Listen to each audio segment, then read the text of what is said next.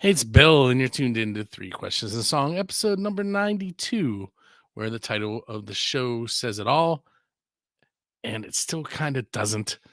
But I went that long period of time where I asked a bazillion questions. I'm trying to get it back down to asking three, and I can't even do that. I'm asking four tonight. Um, Deal with it. So this is episode number 92, as I said. With me tonight is Josh from Doors in the Labyrinth. Is it okay to call you Josh? Josh? Yep, absolutely. Okay. Um, so before we get into the questions, why don't you tell us a little bit about your like give us a biography of Doors in the Labyrinth. Yeah, absolutely. So I'm located in Pittsburgh. I've been playing music in Pittsburgh for about 22, 23 years. This project's only about 7 years old. Started out doing noise and ambient, a little bit of post rock. I did traditional folk for a little while. I did some synth pop. I did some techno traditional folk music, and I stopped performing for a little while to do film scores, and spent a few years just focusing on that, and decided at the end of that world wasn't for me, and I just really needed to get back on stage. So I started this project. The idea was to get something that kind of blends all my experience and my influences into one, we'll say, relatively cohesive thing, because I'm still kind of all over the place. The music tends to be dark, it tends to be electronic. I play guitar, so there's a lot of guitar, but sometimes there's not. And I've released straight up ambient tracks and straight up noise tracks alongside more traditional songs. Lately, I've been working with a lot of the post rock and drone influences. So, taking these repetitive rhythms and building them from these quiet little ideas into these big giant roars, and trying to write songs around that. So that's kind of where I've been lately. But yeah, I've been, as I said, I've been playing around 7 years in Pittsburgh with this name. Recently played at the Government Center with a couple other local bands. Played at Spirit with Chameleons in the fall. Try to keep busy. Um, See, I'm already gonna break from that. I'm doing shorter. So when I went to your website, Mhm. it mentioned that your record company that is really the home of everything you do. Mhm. And I have to know how you pronounce that. Oh, Narflagger. Okay. You say so. The story behind that was back when I was in high school. I was bored and I was sitting on a computer and I was bashing away random keys, and that was the first word that was pronounceable. So it just kind of stuck with me ever since. So it was a happy accident. Yeah, absolutely. And there's a part of me that thinks I should get serious and maybe step away from that, but on the other hand, that kind of reminds me of where I came from. So Cool. nobody knows how to pronounce it, but that's fine. All right, so it's called Three Questions in a Song, and as I alluded to, I got away from that for a long time, and the show was getting to the point where it's like an hour long, and that's not the purpose of this one. The Pennsylvania Rock Show is an hour-long show. This one is supposed to be like 30 minutes or less, so I'm gonna try and get back to that. All right. So the first question I have for you is, can you pinpoint for us when you realized that you were going to be a musician? Actually, I can. I always loved music. Ever since I could remember, when I was a little kid, the special treat for me was listening to Pink Floyd's "Wish You Were Here" on my father's old '70s headphones. So music has always been a part of me. But when I was in high school, I first heard Frank Zappa's "Watermelon and Easter Hay," and I had never heard anything like that, anything so powerfully emotional in an instrumental guitar piece. And at that moment, I just realized I have to do this. I have to learn how to do this. Obviously, Frank Zappa wasn't quite where I started. That's a little bit advanced for a self-educator, but I taught myself in high school listening to old records, old Pink Floyd, was listening to a lot of The Cure and Joy Division at the time. So I can still hear little bits of David Gilmour and Robert Smith in every guitar line I've ever played. But yeah, it was that moment that was just what solidified it for me. I'm gonna add on the first song that I remember hearing that really started this for me would have to be probably either Shout It Out Loud or Rock and Roll All Night by Kiss. Right. My uncles are a few years older than me, not many. Mhm. Like one of them's 5 years older than me and the other one's 9. So I spent a lot of time with them, and that's Mhm. what they were into. And it slowly, progressively got me to what I do now. Yeah. But, It's always a great moment when you hear something that just clicks in a way that nothing else had, and it's exciting. and it's amazing. There are some things that'll click that you don't realize it until later, that Hmm. completely out of your wheelhouse. Like I mentioned, the I believe it's called the War of 1814, which is really about the War of 1812 Hmm. by Johnny Horton. Okay. My dad used to play it on cassette in the car all the time, and I used to be like, this again. But it was actually a good song. Yeah. Are I've you been listening. I'm familiar with it. I've been listening to a lot of Gordon Lightfoot lately. Same sort of Yeah. thing. Just old music that you heard when you're younger, and just really connecting with you. But, all right, so question number 2. So if a DeLorean with a flux capacitor is sitting outside your next show, what year are you visiting and what band are you going to hang out with while you're there? Oh, this is a tough one because there are so many things that I never got a chance to see, and so many shows that you wish you could go to, and bands that you wish you could just hang out with. But oddly, what I'm going to go with is a couple bands that I've seen a bunch of times, but one specific show. I'd go back to October of 1998, and the band Low were playing with Godspeed You Black Emperor. Uh, Both bands I love. Again, I've seen them both. They Low ended their set with the song "Do You Know How to Waltz," which is a favorite song of mine, and it ends with this big, long, droning, building thing. And throughout the course of that, the members of Godspeed of You Black Emperor started coming out on stage, and they just picked up with that drone and transitioned from one band to the next.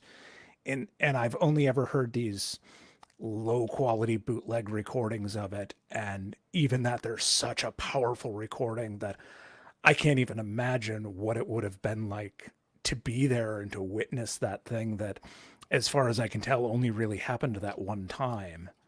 So I would, sure, I'd love to have seen Joy Division, or to see Suicide, or Frank Zappa, or any of these bands, but that one show, that is a moment that I know I would love to see.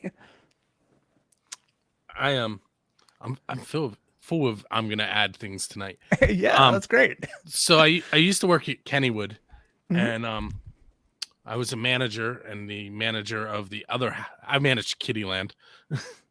And the manager I managed the back, and then the manager of the front, her brother worked for Ticketmaster at the time, Mhm. and she brought in a stack of Leonard Skinner tickets for the next day, and she was just passing them out, Oh, and nice. I had to work and open and close, and I Oh, took some and I gave them out to everybody, and I didn't go. yeah. I should have called off and went. So that's probably where I would go. I would go back to that show. Yeah. All right, so the song that we're going to feature tonight from Doors in the Labyrinth is Rabbit Hole, and then in parentheses, I think that's French, and I'm not even going to attempt that. Uh, But you it's can the say it if you like. Yeah, it's the Inlay Rabbit radio mix. It's a reference to Watership Down, and the Black Rabbit of Inlay is the rabbit spirit of death. So I've kind of like been dropping that reference in through a bunch of things I've done over the years. So I was doing a remix of this song, or it's really just an edit down of the song, and I thought, well, we'll call this the Inlay Radio mix. So, tell us a little bit about it. I know there's a really cool story behind it, so this is perfect for this show. Yeah. So there was this project online that was started as a tribute to the band Coil.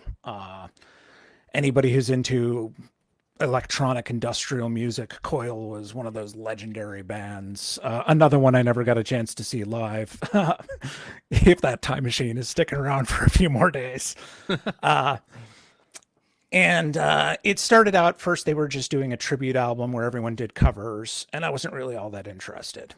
And then their second release was, let's do a tribute album, but all original songs, like paying homage to, and in the maybe in the style of, maybe not, just show how the band influenced you, and that really got me on board.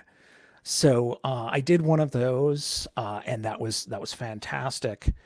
And the second stage of it, the project was called Triangles of Mania, and the guy who was running this project created this track, and everybody who was participating had to take some of that sound and use it in their song in any way. There were no rules other than it just had to appear in there somewhere.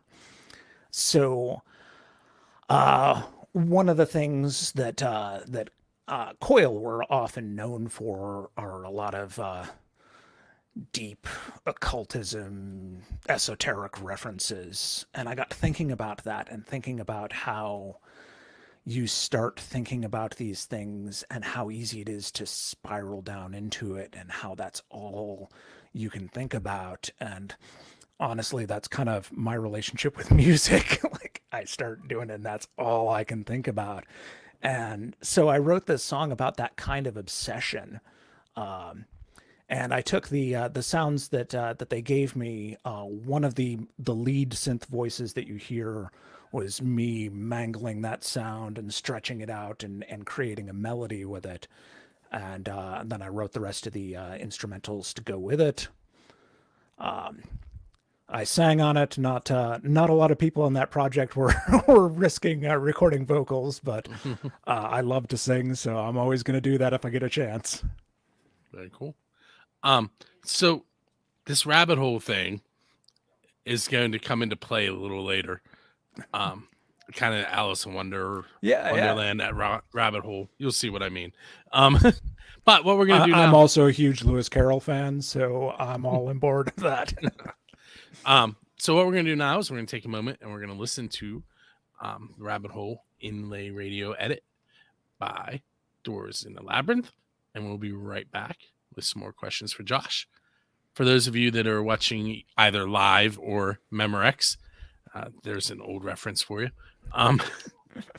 You're not actually going to get to hear the song right now. You have to wait for the episode to release, or you can go to his website. Do you want to mention it now, and I'll get you to mention it one later too? Yeah, best place to go would be my Bandcamp site. That's doorsinthelabyrinth.bandcamp.com. Okay.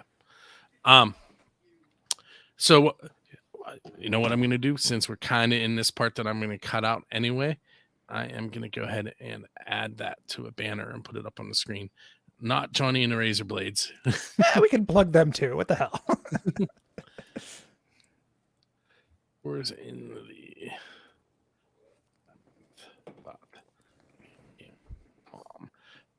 they are on this week's PA Rock Show, and I recorded that episode last night and did it live there. Did I spell everything correct? Does it look right to you?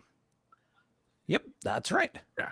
So doorsinthelabyrinth.bandcamp.com. I'll put that up a little bit later too. But for now, we're going to come back as if we listen to the song, and I'm going to ask you a couple more questions and let you ride off into the evening after that. Sounds good. Okay, so that was the Rabbit Hole Inlay Radio Edit by Doors in the Labyrinth. Couple more questions for him. Two more for the 3 questions of song stuff, and then a couple more general ones. and then we will be headed off into the evening. So this next question was asked by Bobby C. of Royal Honey. Generally, the way the show was supposed to go in the beginning, the way I'm trying to get it back to, is there's a question from the previous artist that asks the next artist a question. But I got so far away from it that I had to go way back. Bobby's band was way back on episode 39, and he volunteered to help me out tonight. His band, Royal Honey, kind of sleaze rock, very cool band. His question for you is, what was the first record or recording that you purchased? Well, with my own money, the first thing that I bought was the soundtrack to Robin Hood, Prince of Thieves. I will embarrass myself and say that at the time, yes, it absolutely was because of that Bryan Adams song. I loved that song. It has not stayed with me over the years.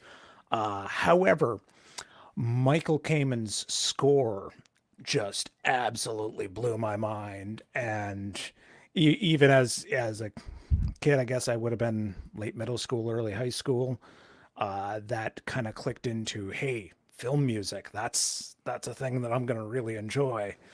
So yeah, it is sort of a little embarrassing because of that Bryan Adams song, but I still stand by that recording, and the overture to that movie is one of the best pieces of film music I've ever heard.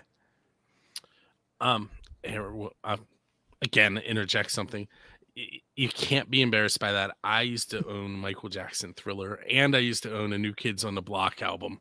So here's an 80s moment for you. I remember as a kid listening to Thriller and trying to decide whether do I stop the record early so I can watch Fat Albert, or do I let the record continue and listen to the end and just watch the show a little late. These are the biggest problems in the world when you're like 7. I have not seen Fat Albert in a long time. Yeah, me either. There's a good chance that some of the people watching are going to go, what? Yeah, exactly. All right, so this next question, and the reason that it has to be here, this is the official Build a Scene question, and there's a whole story line behind it, but it's who's your Dave Grohl? And by that, I mean, who do you want to go up on stage with and perform one of their originals? Ooh. Oh, that is a tough one. See, I kind of prepared you, but I didn't explain what that last one meant. I was wondering about that. Like, who's your Dave Grohl? What is Dave Grohl? Dave Grohl isn't my Dave Grohl. Whatever that means. I'm sure that's not it. Wow. I would love to share a stage with the band Current 93. They're an English experimental folk, goth, noise, all sorts of. I've covered them a bunch of times. They're one of my favorite bands. I would love to be on stage with them, but that's even in the impossibility of a Dave Grohl. I think that's a long shot. Listen, the Dave Grohl thing, I will explain to you off the air, but I will say that it is a long shot, that whole storyline. But the listeners have heard it enough of that. I'm not going to tell them again. Yeah. All right, so I told you I had like 2 more general questions for you. Yep. The first one we kind of touched upon already, and that's where can people find your music and follow you online? And we kind of... that's doorsinthelabyrinth.bandcamp.com. I'm on Facebook and Spotify and SoundCloud, Instagram, any of the social networks. That's what you got to do these days. So anywhere you want to listen to music, you should be able to find some of my music. Okay. And the last question for you tonight is, what's coming up next for Doors in the Labyrinth? Well, I'm doing a couple guest vocal spots for a friend on some songs they recorded. So gonna work on that. Next, I'm really hunkering down to work on the next album. I moved in the last year, so over the last year I was just doing like 1 or 2 off songs here and there, a couple little special projects, but didn't really have time to focus on the album, and that's what I want to do next. Also, as an aside, and bringing the conversation back full circle, I'm attempting to learn Frank Zappa's Watermelon and Easter Hay. I've got a sheet music book of his that I bought as soon as I bought a guitar, but it's been way beyond my skill level, and I think maybe this is the year I tackle it. So I've been working on it. I'm still a ways off. It is hard to play like that man played. Hey, well, Josh, I want to thank you for hanging out with me. Thank you very much for having me on. I really appreciate it. This has been a lot of fun. You're welcome. Thank you. Once again, make sure you go to doorsinthelabyrinth.bandcamp.com. Make sure you check out buildthescene.com, where you can find more episodes of 3 Questions and a Song, the Pennsylvania Rock Show, Friendly Fire, Build a Scene Radio, and all kinds of things that are Pennsylvania rock, metal, and various genre related. My name is Bill. This has been episode number 92, and we will catch you next time.